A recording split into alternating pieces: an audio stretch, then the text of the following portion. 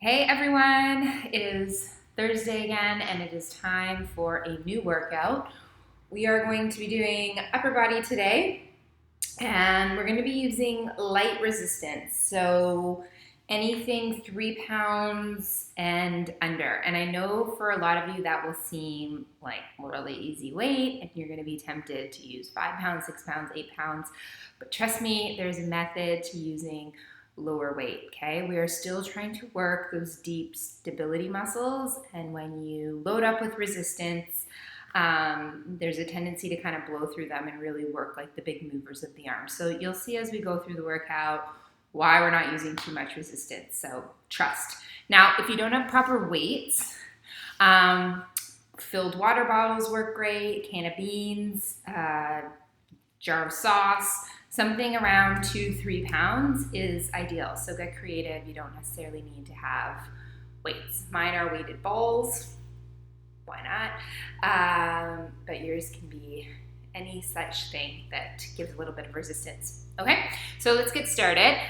Come on up into standing if you're not there already. I apologize in advance if you hear some background noise. The siding on the outside of this building is still going up, and you may hear some banging, but we will work our way through it.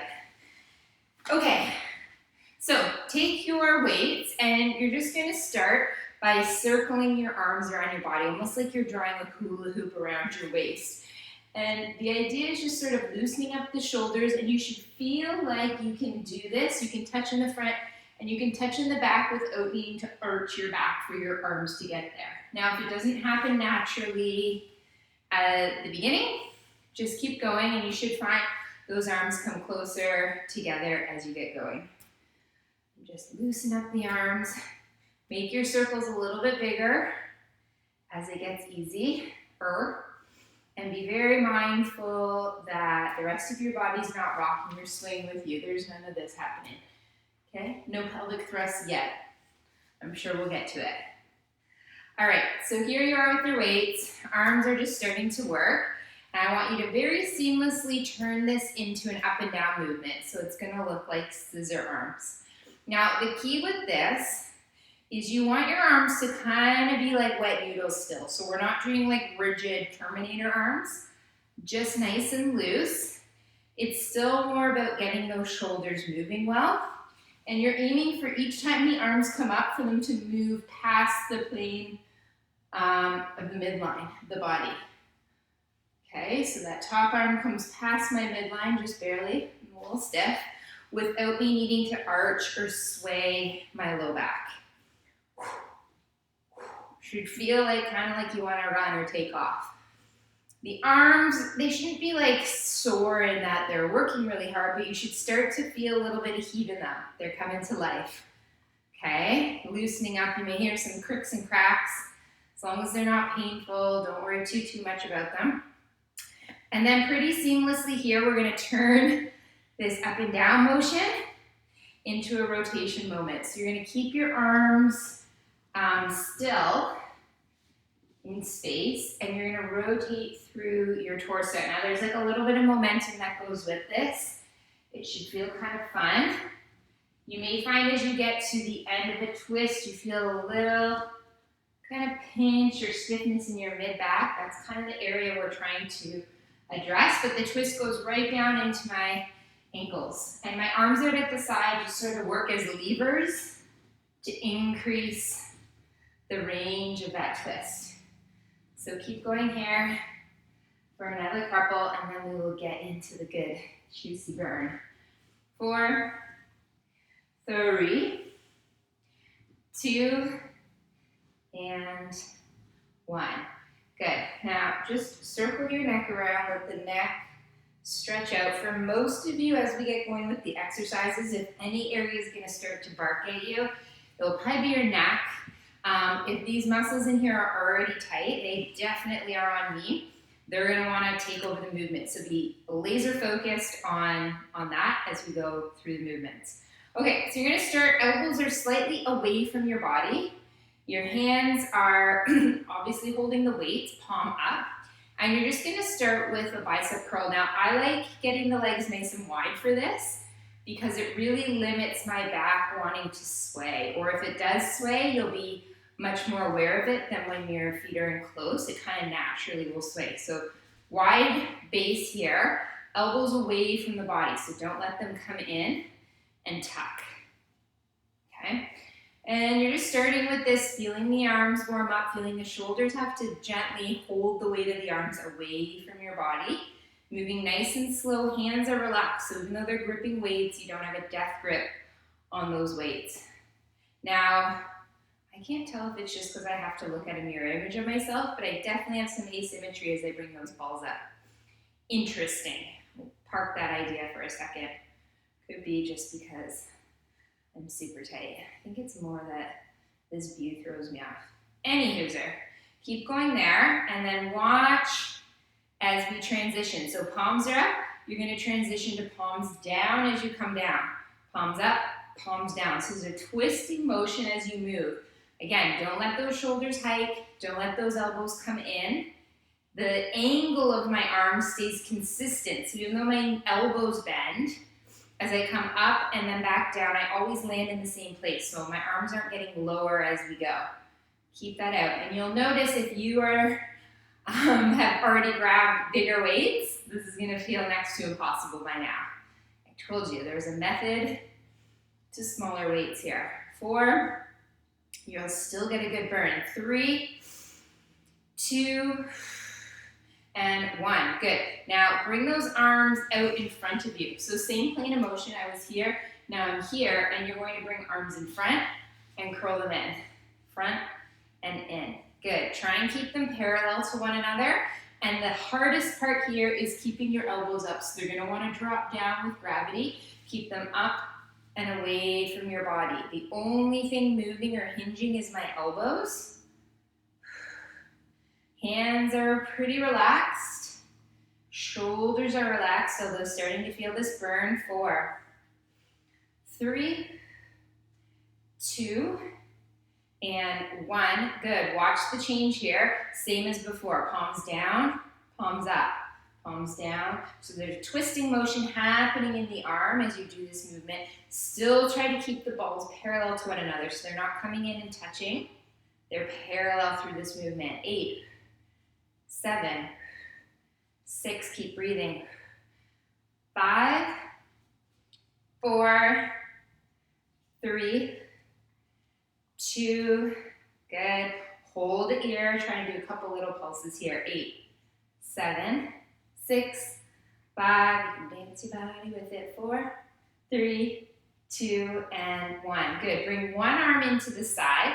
Actually, bring both in for now. So elbow is in. You're not jamming it into your rib cage, but it's grazing it, let's say. The other arm's in the same position, and what it's going to do is lift up overhead and then back down. Okay, so you're keeping the same angle at your elbow, and you're hinging at the shoulder. So a little bit of a theme here already of being able to keep an angle the same on one joint while the other joint hinges. Okay, and it takes a lot. It seems simple. It takes a lot of coordination because our inkling is to kind of like move everything together. So elbow and wrist stay the exact same. Shoulder hinges everything up. You're starting to feel this in the neck. Reset. Bring that arm down. Shake things out and reset your position. Good. I also like to visualize with my mind's eye of my shoulder blades spinning in space. So my shoulder blades really doing a lot of the motion here, and I picture it kind of sweeping underneath my armpit here, the bottom corner, and then coming back towards my spine, and under my arm, and towards my spine. That visual may make sense to some of you, maybe not others, but if you can focus your attention where you want to be working, it helps quite a bit. The power of that mind-body connection. Good. 3 and 2. Keep breathing. And 1, bring that arm in, let it stay where the other one previously was, and up we go with the other arm. 8. Let's move a little more, then we'll start our countdown. So again, shoulder is moving, elbow stays the same. Find the plane of motion that works for you. So some of you may find straight out to the side, you get some creaks and cracks you don't necessarily love. So bring it slightly forward. Okay, so you might be on this plane versus this plane. Okay, see what works for you and what your shoulder likes. Likes is a relative term. It should be working here. 5, 4, 3,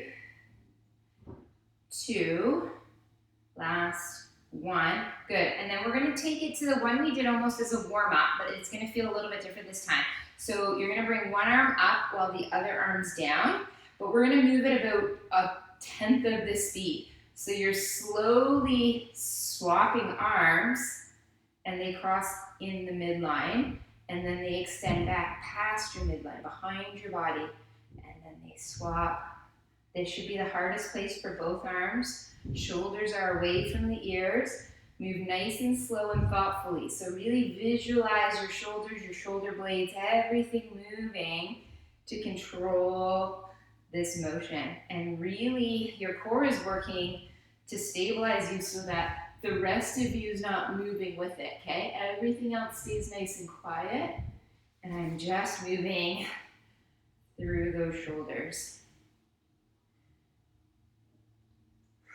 Keep breathing here. Feels a little tedious and boring perhaps, but you should feel deep in those shoulders. Everything has kind of come to life. Good. Keep going. Don't speed it up. Nice and slow. But you know I'm going to make this a little bit more challenging in a second. Back and then meet in the middle, and then you're moving an inch sort of either way. Kind of like you're milking a cow, or what I imagine milking a cow would be like. 8. Here comes the noise. 7, 6, 5, 4, 3. I'm starting to sweat. 2 and 1. Good. Bring those arms down for half a second, and then I want you to bring them up, sort of cactus arms. It's going to be really hard for me to keep these level because the visual's throwing me off. So here I have cactus arms. I'm going to keep one arm still, and I'm going to bring the other one straight up, okay? Down and up. The harder part is keeping the other arm still and at 90 degrees and not letting it float down or float up.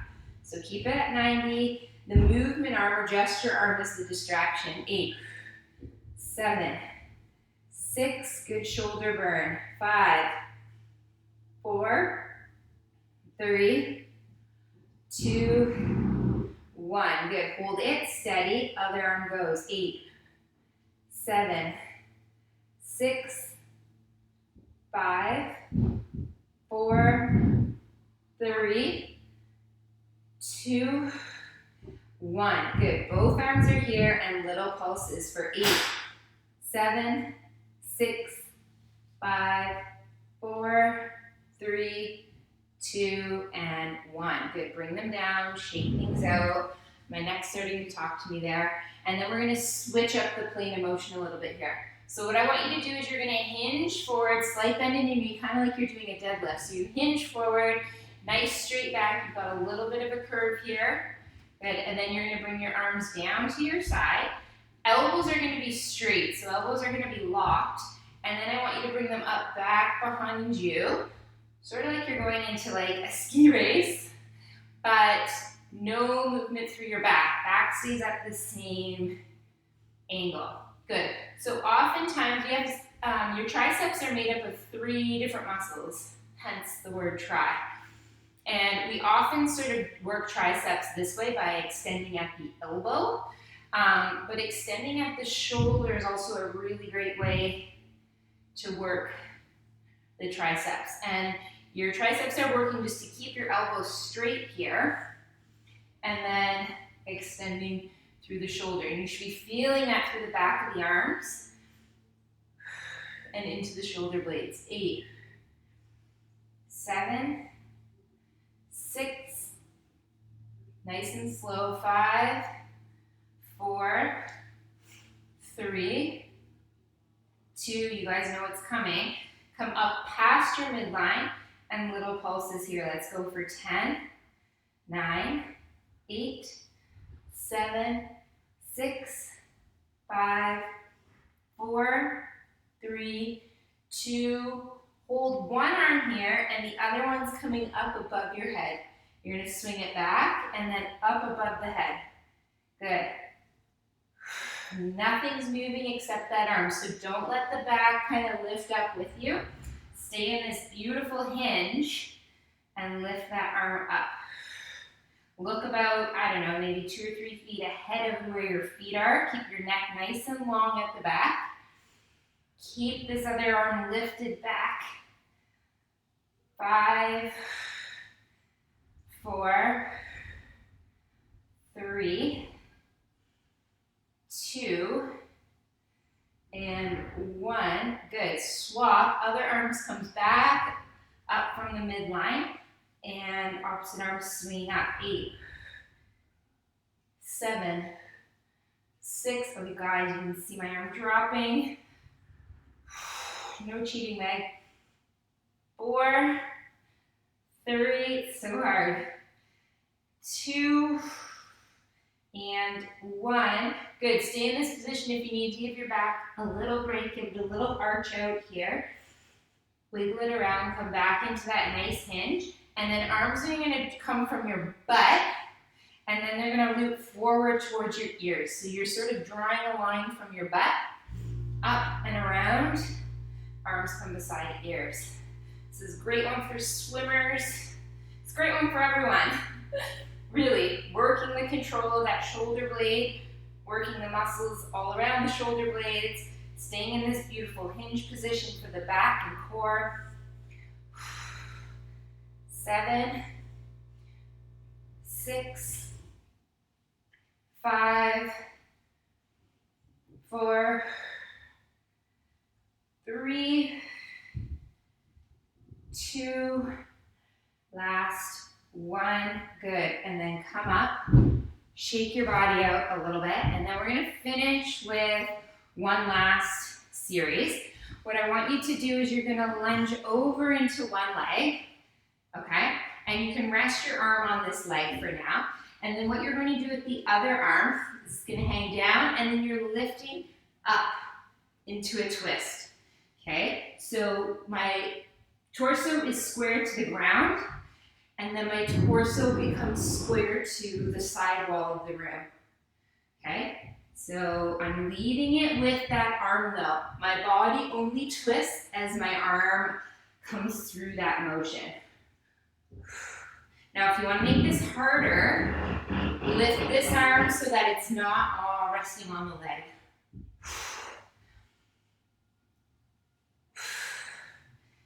Good.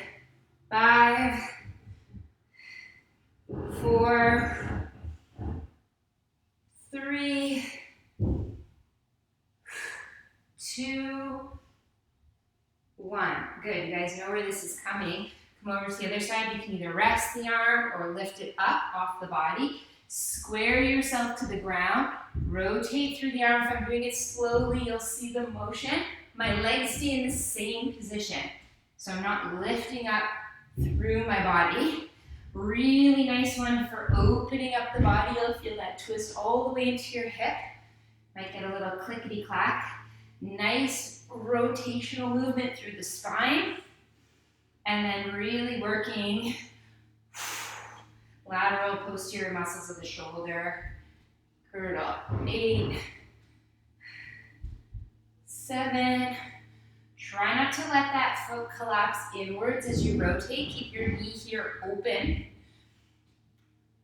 5, 4, 3, 2, and 1. Good. Stay in this stance. Just turn both feet so they're pointing outwards. You're going to lift arms up to the side, slightly below shoulder height. Come down into a bit of a sumo squat here. Knees are pushing outwards, and we're going to shift over one side and the other. I like to think of myself like the middle of a tug of war. I'm like the ribbon in the middle of that rope. And I'm getting pulled one way and the next. Keep those arms lifted. Don't let that neck take over. If this bothers you, as you come through, you can make it more of a dynamic movement. So if you find the hold is a little hard on the neck or the shoulders, that's the alternative. But if you can, try and keep them lifted here. 7, 6, 5, 4, 3. We're not done when we get to 1, 2, 1, and then arms come in and out. Keep going side to side, in and out. Good. 8, 7, 6, 5, 4, 3, 2, 1. Now find your middle ground, and then we're gonna go palms up, palms down, up, down. Let's burn those arms out. 8, 7, 6, 5, 4, 3, get lower, 2, 1, and together, out. 8, 7, 6, 5, almost there. 4, 3, 2, one more round of twists. 1 and 8, 7, 6, 5, 4, 3, 2, and 1. Good, come up. And then use those weights to sort of stretch out the back of your shoulders. Let yourself hang if your low back tolerates this. And then let those arm weights, just circle them here and distract those shoulder joints. One of my favorite little moves to do after an upper body workout. Okay, so I hope you guys from that can feel the benefit of using smaller weights to work more the fine-tuning muscles or the deep muscles of the arms, and how it's a really great complement to doing sort of heavier resistance training. I'm definitely not against heavier resistance training. It's actually a big part of what I do. But if you've worked or you have a routine of working those deep stabilizers, then it allows for a lot more efficiency when you get to the big guns, literally. So thanks for joining in, guys, and we will see you next time.